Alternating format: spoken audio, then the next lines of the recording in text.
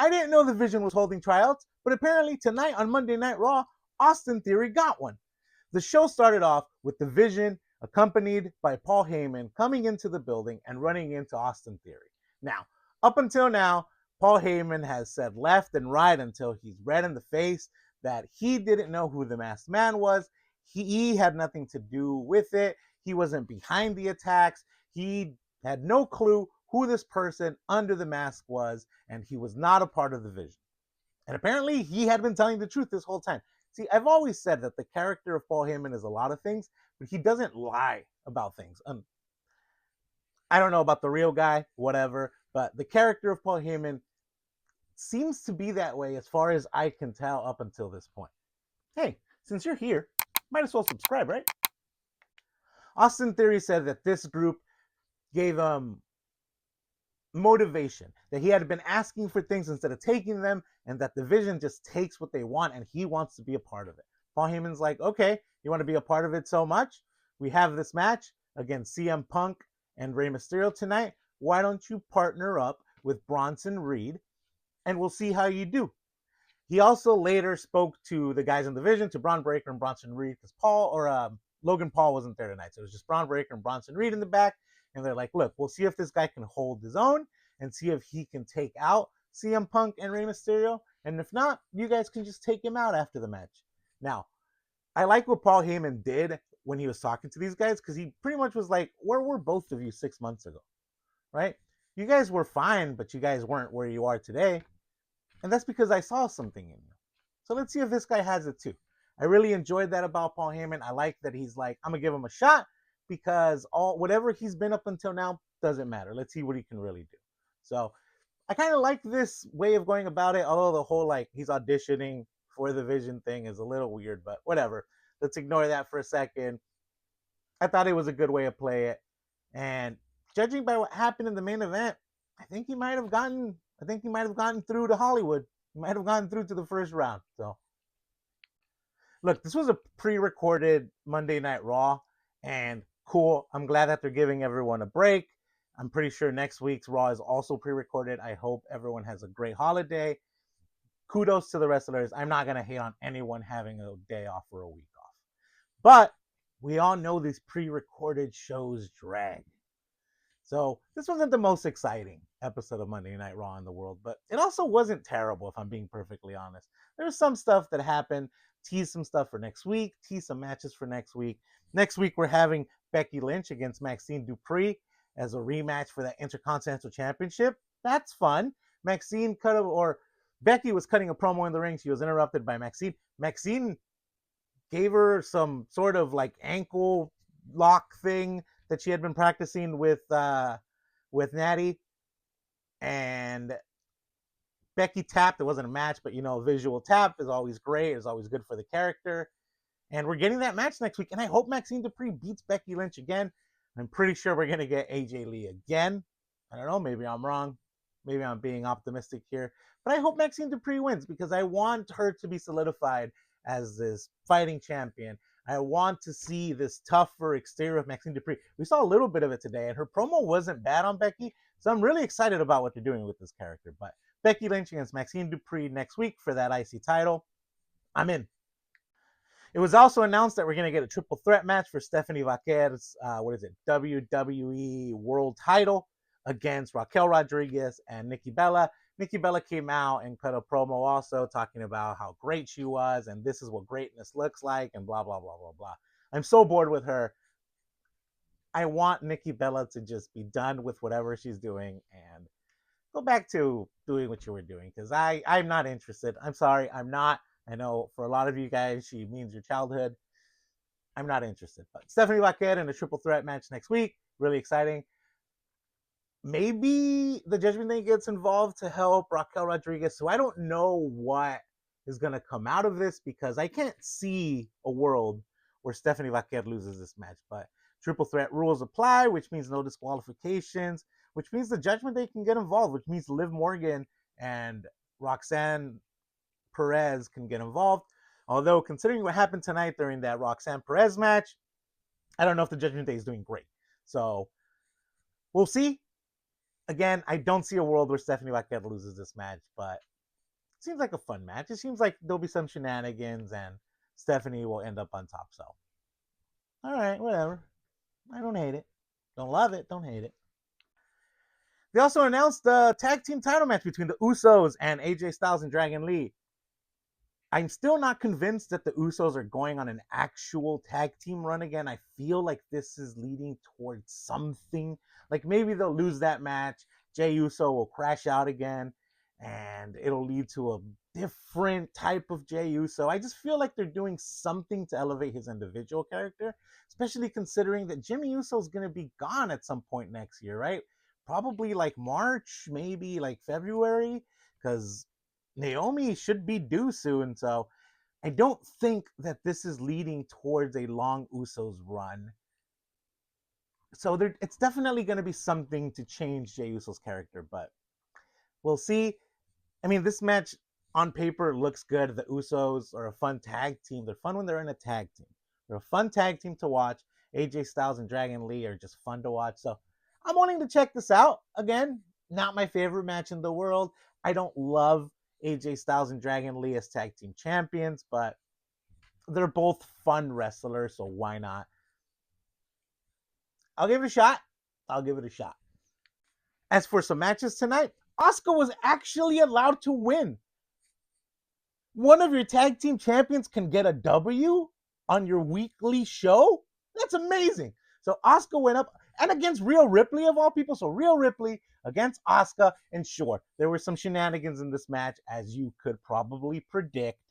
Io Sky apparently is hurt and not cleared to wrestle, but then Kairi Sane was getting involved in the match, so Io Sky came out from the back to help.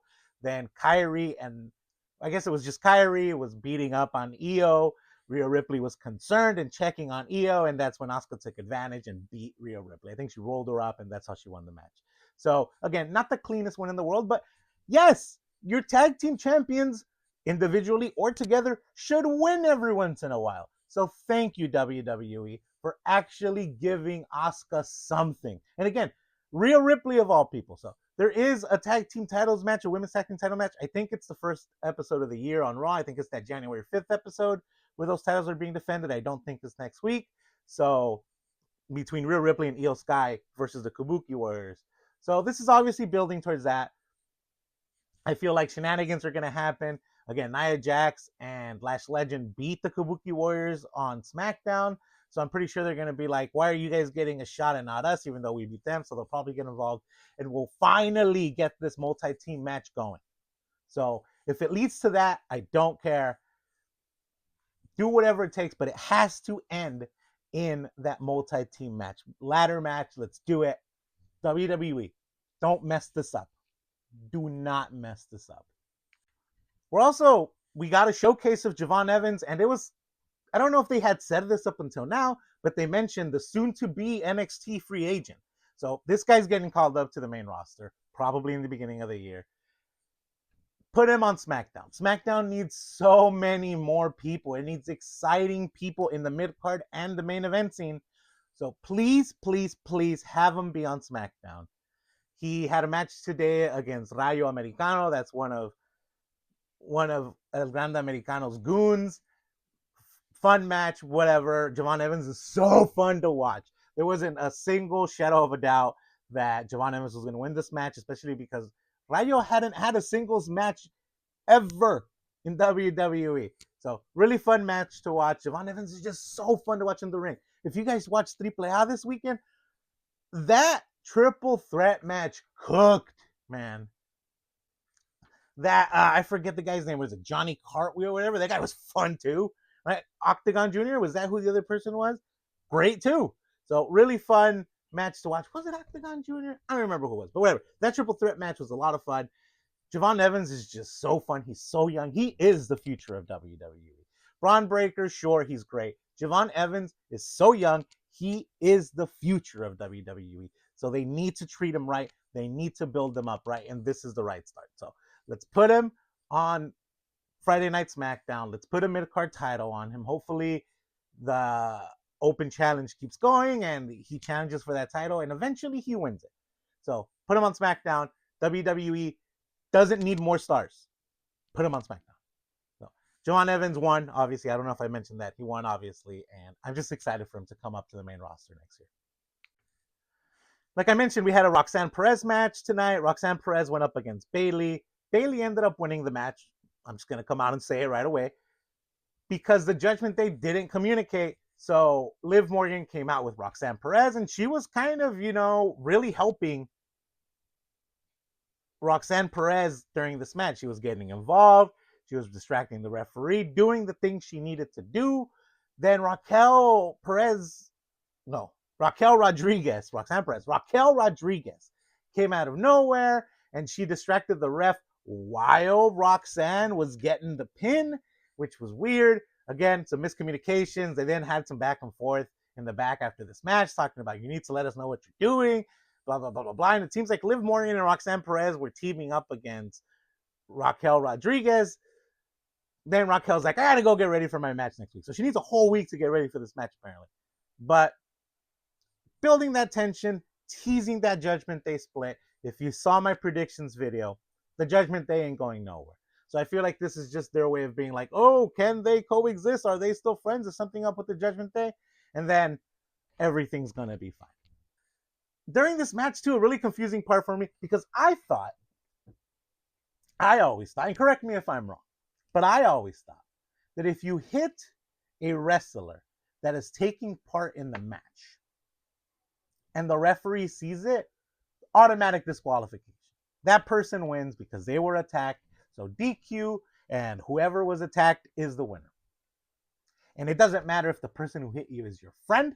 It doesn't matter if they're your enemy. It doesn't matter if they've never met you before. That person costs the match, and whoever gets attacked wins.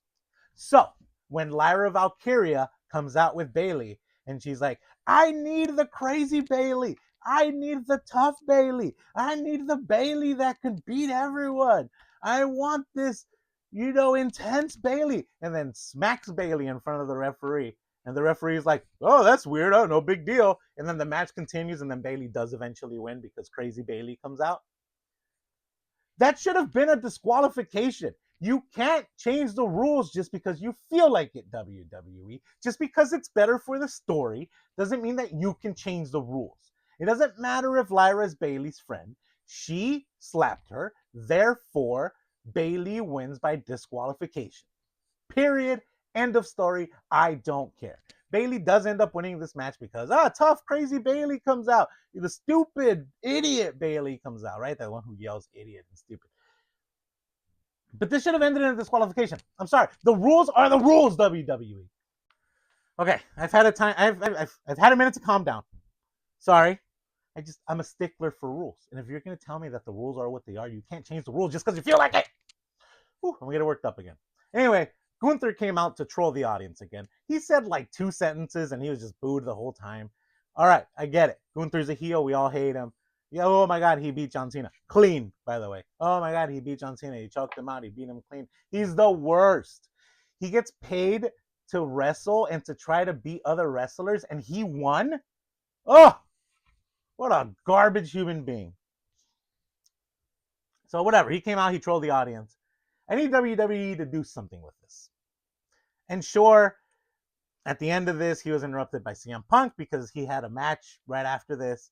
And then as he's leaving, he gets interrupted by Rey Mysterio, kind of hinting to like, hey, look at these 2 old guys. They'll retire soon. Do you think Gunther's going to retire them? And then as he's leaving in the backstage area, he runs into AJ Styles again, kind of being like, hey, look, a 3rd guy that's retiring soon. You think Gunther will retire him too? Also, yes to all of these, except for Rey, because Dom needs to beat Rey. But WWE just needs to do something with this already.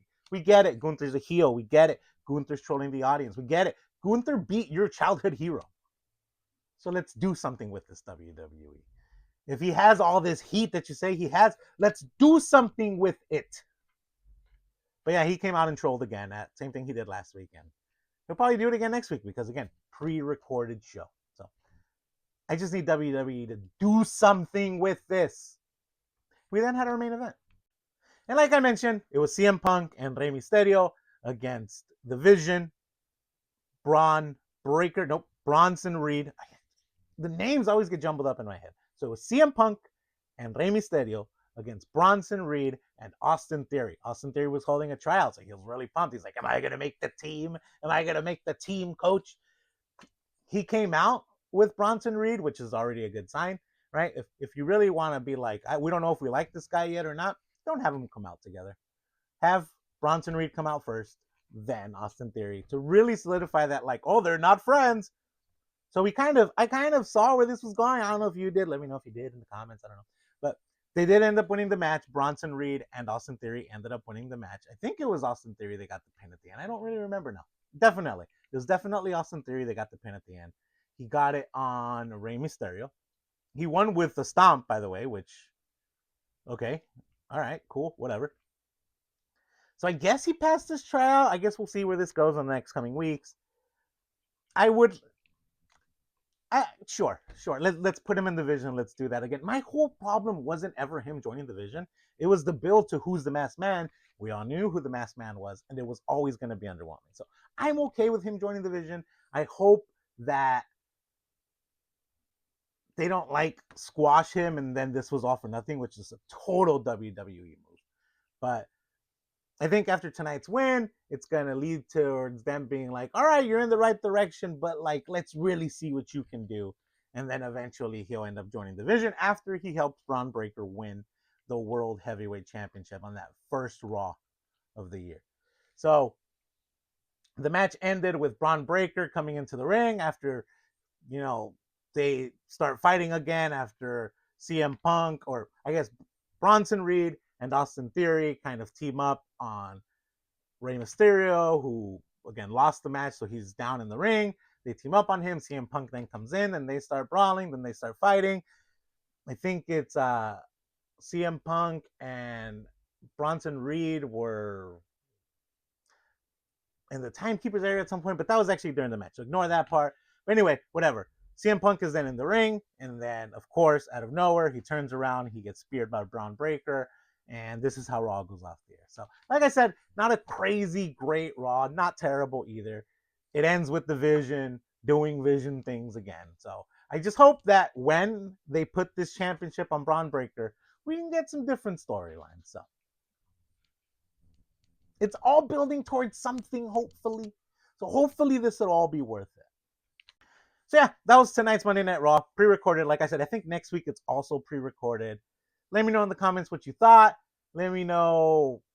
Listen, we're at the end of the year. We're at that point of the year where we're just going through the motions, right? We're finishing the year, and we just got to get past December. We just got to get past December, because once we start January, it's Royal Rumble time, and then we're off to WrestleMania. So let's just get past December. December is not the greatest month for wrestling. So please stick with me. And stick with WWE, or don't, who cares? But like, stick with me. Just come watch. Don't even watch Raw. Don't even watch Smackdown. Just come watch these videos, get a recap, and you'll get all you need. I'll do the grunt work for you. Anyway, since you made it this far, make sure to drop a like. Make sure to hit me up in the comments. Let me know what you thought of this Monday Night Raw. Are any of these champions going to lose their championship in the next coming weeks? I don't think Maxine Dupree is going to lose. I don't think AJ Styles and Dragon Lee will lose. I don't think Stephanie Vaquero will lose. I don't think the Kabuki Warriors will lose. I do think CM Punk will lose. So in the next 2 weeks, pretty much every championship on Raw is being defended except for the IC title, because why would your biggest superstar on Monday Night Raw, your crowd favorite, why would they have a match, WWE? Anyway, like I said, let me know in the comments what you think, if anyone's going to lose any of these matches. Let's just get through it, guys, all right? Drop a like. Check out another one of my videos. There'll be one or two here somewhere, so click around. You'll find something you like eventually. I'm sure you will. And make sure to subscribe. You've already made it this far. If you're watching this, subscribe. You like my channel, so subscribe. Anyway, though, thank you so much for joining me. And as always, have a nice day.